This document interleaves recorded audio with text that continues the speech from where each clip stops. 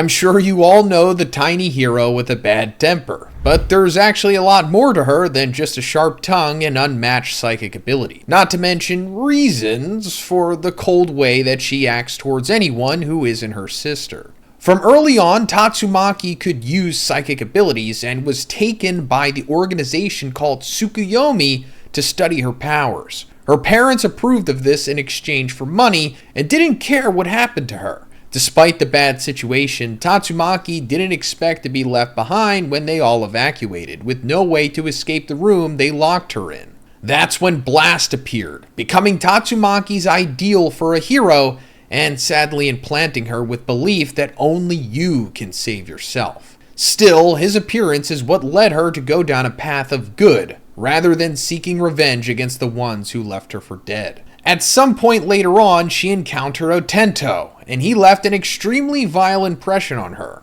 But the details and the when of that incident are still a mystery. Between then and her first appearance, we can assume Tatsumaki spent a lot of time honing her psychic abilities. It ranges from wide-scale damage to minute skills, to minute skills like her hearing a single person's thoughts or even performing delicate surgery, which we see later on. It's more than just telekinesis or telepathy because the power behind it can be immense, depending on how much Tatsumaki is rested up. And not to mention, it allows her flight and defense through the creation of decoys and clones. During the rumored monster arc, surprising as it may be, Tatsumaki goes to the Z-City branch of the Hero Association about a monster causing havoc before trying to take care of it herself. But when she offers her services, she's told an S-rank hero would be too much for that kind of job. Maybe she's been bored since Saitama became an official hero, taking all her jobs from her. After Spring Mustachio and Golden Ball turn out to be, frankly, disappointing,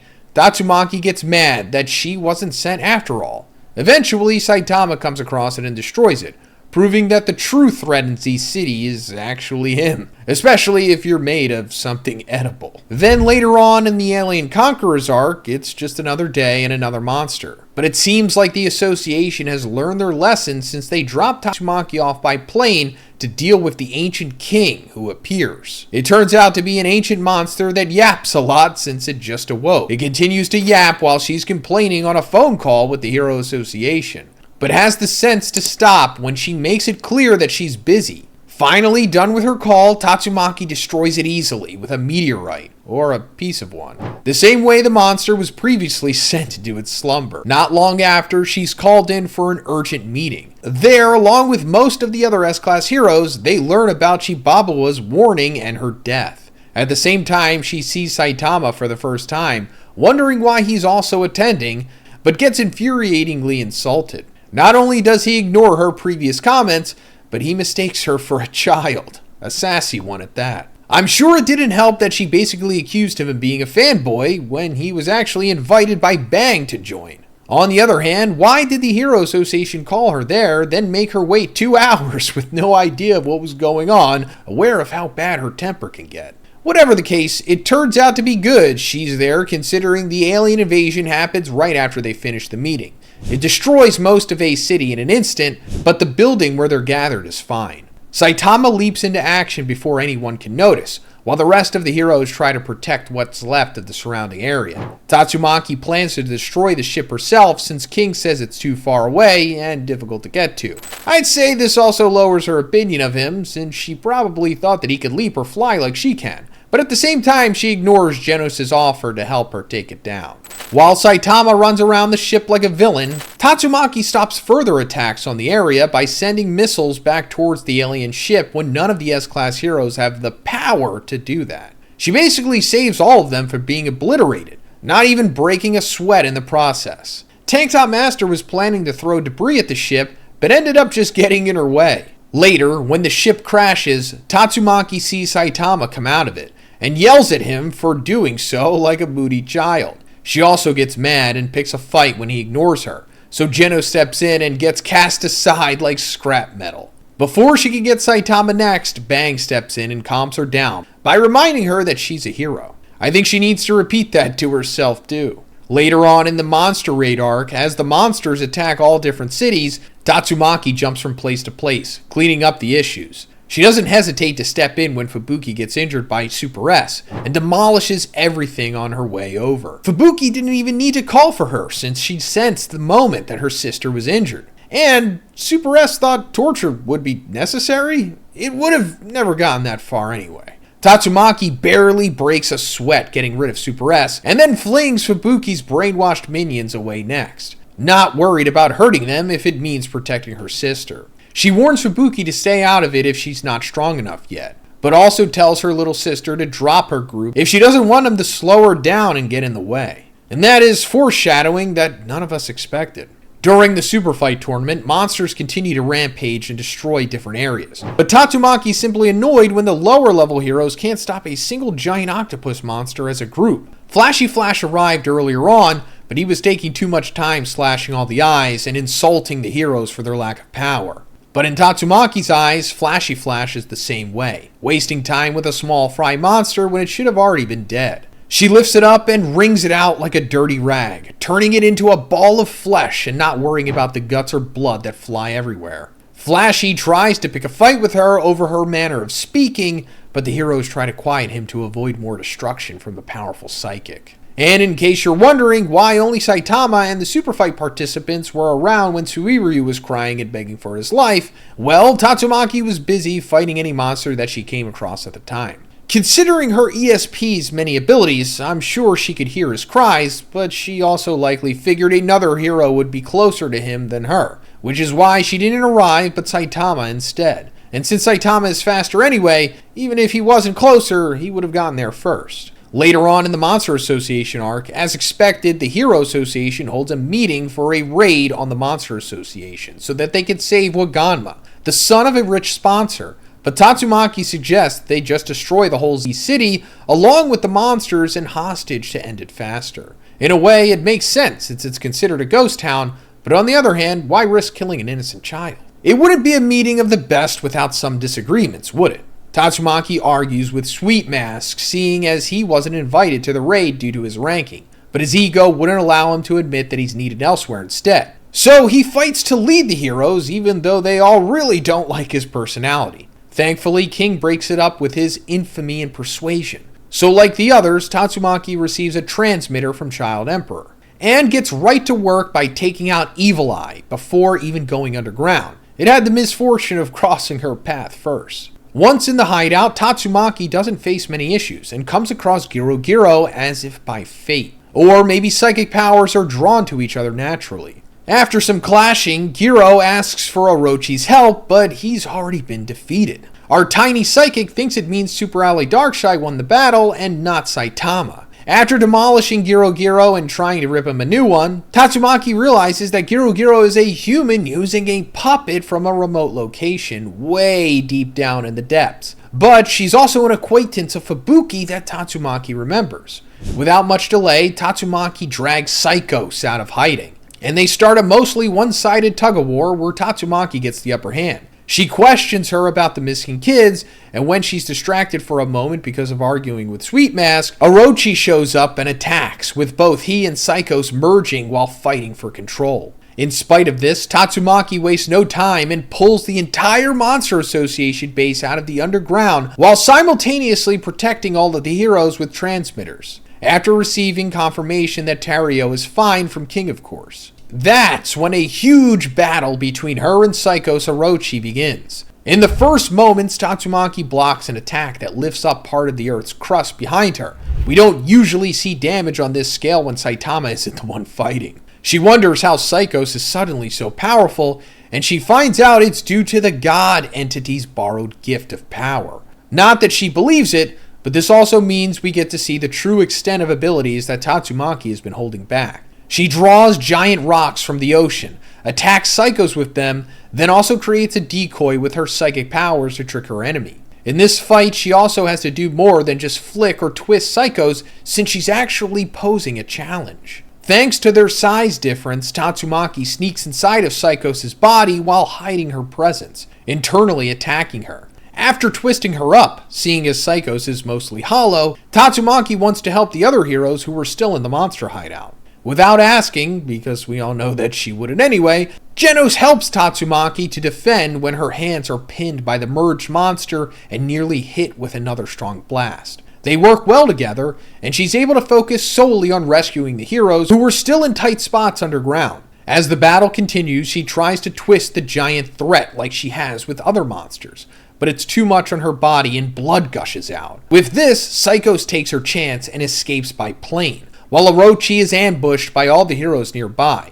Noticing the escape, Tatsumaki creates a massive barrier with reverse resistance to keep her from passing through. She avoids being shot in the heart by using a decoy again, fooling Psychos into attacking it. When she plans to retaliate, Drive Knight steps in and attacks with a flying form. When she's completely depleted, Genos and Drive Knight stand by to keep her safe. She has a dream about meeting between her and Blast as a child, and she remembers his advice to not expect anyone else to come and save her again. Once Fubuki sends a message telepathically saying that she's coming to help, Tatsumaki wakes up. After having that flashback dream, she's ready to fight again, not willing to stand on the sidelines and be saved. Tatsumaki tries to crush Psychos in a tunnel and nearly gets hit with an attack, but Tank Top Master helps defend her with a boulder he launches. To finish off Orochi instead, Tatsumaki creates a massive spike spear from debris to pierce and slice up his remains. Afterwards, her barrier drops away and Blast appears from a portal. But there's no time for her to rest since the executives surface, and Homeless Emperor bombards her with energy blasts. Thankfully, the amount of them allows her to hide herself and create a fake to take the damage instead. Despite being on the verge of collapse, she rushes to Fubuki's side and is fuming at the injuries that her sister has sustained after she requested that she stay out of this fight. She calms down when Fubuki explains it was her own choice, but she's still ordered to leave. When Tatsumaki tries to return to battle, Fubuki uses her ESP on her. She's impressed at her attempt, but easily breaks out and traps her and Bang and Bomb before once again saying to not expect to be saved. And honestly, if she had stepped back, some people wouldn't have made it through the fight with the executives, like the members of Narinki's squad, who were being tortured by Fura Ugly. But she can't stay active much longer and is thrown back. So Genos and Bang try to help her out. It's clearly easier to do it when she's unconscious. Bang takes Fura Ugly's attention while Genos rushes away, carrying Tatsumaki and Tank Top, only to be stopped by another executive, Black S. Arguably one of his worst matchups. If not for Atomic Samurai stepping in as he learned its weakness, they wouldn't have been able to break through. Still, they're being chased by more cells, and Tatsumaki comes to again,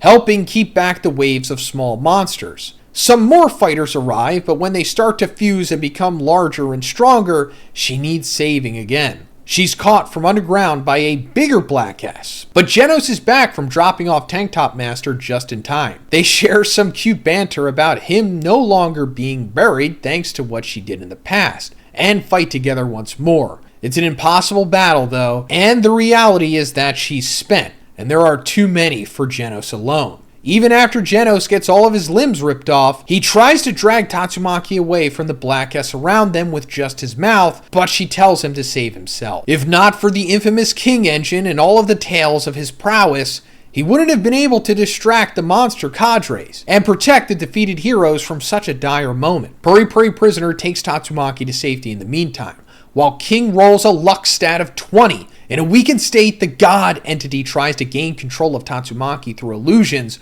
but she can tell that it's not the real Blast anyway. The actual one shows up right afterwards, glad to see that she wasn't fooled by the being. And just a side note, this entire time Tatsumaki has somehow avoided ever coming across Garo. Not in the underground, not in the surface, not even against the executives. It makes you wonder how their battle would have gone. Regardless, the bad luck continues, because just as she's about to be healed by Fubuki, a huge wave almost drowns all of the heroes. Pig God swallows them up to protect them and keep them dry while the waves engulf them all. For the rest of the intense battle, through time and even space, Tatsumaki's basically unconscious alongside the other heroes who can overcome the radiation Garo pours out of his body later on once he becomes cosmically powered by God. Later on in the Psychic Sisters arc, in the aftermath of the devastation, Tatsumaki and Fubuki are aware of Psychos being kept within the Hero Association's new reinforced building and want to prevent Apollo, a member of Tsukuyomi, from taking her and experimenting on her.